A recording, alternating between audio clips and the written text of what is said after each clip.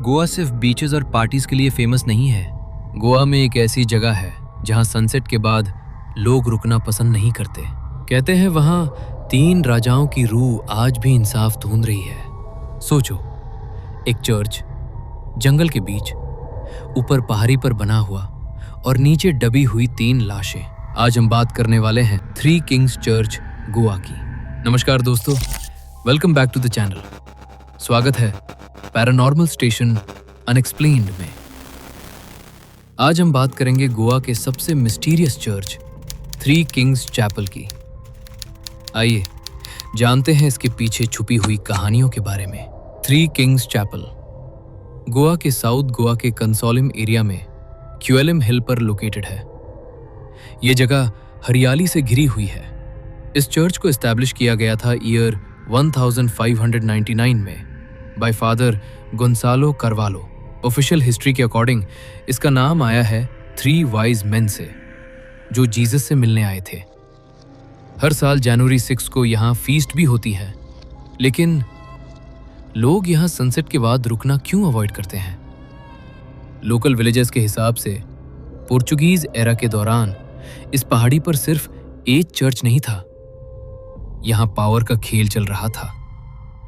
3 राजा, 3 तख्त के दावेदार, एक ही जमीन, और उस जमीन पर सिर्फ फसल नहीं उग रही थी, उग रहा था अहंकार, पावर का भूखा समय। और 3 लोग जो पीछे हटने को तैयार नहीं थे, उनमें से एक था होल्गर अल्वुंगर, बाकी 2 स्थानीय शासक, जिनके नाम आज हिस्ट्री के पन्नों में ढूंढले हो चुके हैं, लेकिन कहानियों में उनकी चीखें अभी भी जिंदा है। तीनों एक ही इलाके पर कब्जा चाहते थे। रोज प्लानिंग, रोज टेंशन, रोज तकराव। और फिर आता है एक इंपॉर्टेंट ट्विस्ट। पोर्चुगीज रूल के मुताबिक चर्च की प्रॉपर्टी पर कोई भी राजा अपना राज डिक्लेयर नहीं कर सकता था। चर्च एक न्यूट्रल जगह थी, न तलवार चल सकती थी, न राज घोषित हो सकता था। और शायद इसीलिए जहां सबसे ज्यादा अमन था, वही सबसे बड़ा धोखा होने वाला था। सोचो, वो दिन आफ्टरनून का वक्त, हल्का सा हवा का झोंका, चर्च के अंदर शांत माहौल। होल्गर ने दोनों राजाओं को इनवाइट किया, दोस्ती के नाम पर, सुलह के नाम पर, एक आखिरी भोज। लेकिन ये सुलह नहीं, साजिश थी। टेबल पर खाना लगा हुआ था, शरबत के ग्लास, थालियों में परोसा हुआ भोजन। तीनों बैठते हैं, मुस्कुराहट, लेकिन आंखों में शक। और फिर खाने के अंदर मिल चुका था जहर। कुछ ही देर में एक राजा ने अपना सीना पकड़ा, दूसरे ने पानी मांगा। उनकी सांसें तेज हो गई, आंखों का रंग बदलने लगा, और चर्च के अंदर 2 लाशें गिर चुकी थीं। उस दिन चर्च में घंटी नहीं, मौत की गूंज बजी थी।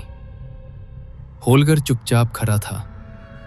उसे लगा अब वो अकेला शासक है। अब कोई टकराव नहीं, अब कोई कंपटीशन नहीं। लेकिन सच कभी चुप कर नहीं रहता।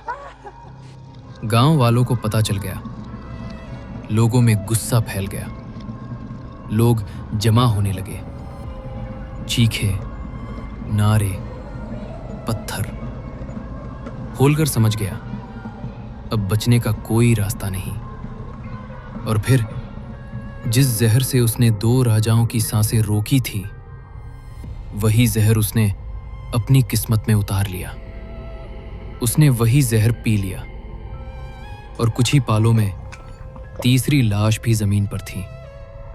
कहते हैं तीनों राजाओं को चर्च के पास ही दफनाया गया। और शायद जहां धोखा और मौत साथ मिलते हैं, वहां कहानियां खत्म नहीं होती।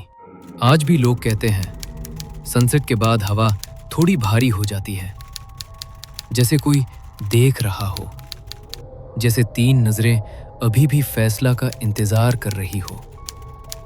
यहाँ आज भी अजीब घटनाएं रिपोर्ट होती हैं। लोग कहते हैं फिसफिसाहट सुनाई देती है। ठंडी हवा अचानक महसूस होती है। एक हैवी प्रेजेंस फील होती है। कहते हैं यहाँ अंधेरा गिरते ही माहौल बदल जाता है। इंडियन पैरानॉर्मल सोसाइटी के ग्रिप टीम ने भी यहाँ इन्वेस्टिगेशन की थी। उन्होंने क्लेम किया कि अनयूजुअल एक्टिविटी डिटेक्ट हुई थी, लेकिन बहुत सारे लोकल लोग कहते हैं कि उन्होंने कभी कुछ पैरानॉर्मल एक्सपीरियंस नहीं किया। कुछ लोग बोलते हैं कि ये कहानियां एग्जैजरेट की गई हैं ताकि सनसेट के बाद लोग वहां ना रुकें। तो सच क्या है? अर्बन लेजेंड या रेस्टलेस स्पिरिट्स? आयरनी देखिए, ये जगह गोवा के सबसे ब्यूटीफुल सनसेट व्यूज देती है। जंगल से घिरी हुई, पहाड़ी पर बनी हुई चैपल और दूर चमकता हुआ समुंदर। लेकिन सनसेट देखना है या सनसेट के बाद रुक कर रिस्क लेना है, चॉइस आपकी है। चर्च के पास एक पाथ नीचे जंगल में भी जाता है। हम वहां तक नहीं गए। सच कहूं तो थोड़ा हेजिटेशन था। कभी कभी क्यूरियोसिटी से ज्यादा सेफ रहना जरूरी होता है। अगर आप कभी वहां गए हो तो कमेंट में जरूर बताना आपका एक्सपीरियंस कैसा था। ये चैनल ये दावा नहीं करता कि यहाँ पैरानॉर्मल एक्टिविटी साइंटिफिकली प्रूव हो चुकी है, लेकिन कुछ जगह ऐसी होती है जहाँ रात के बाद ना जाना ही बेहतर होता है।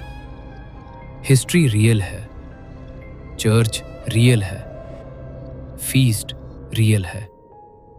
बाकी कहानी आप पर छोड़ते हैं।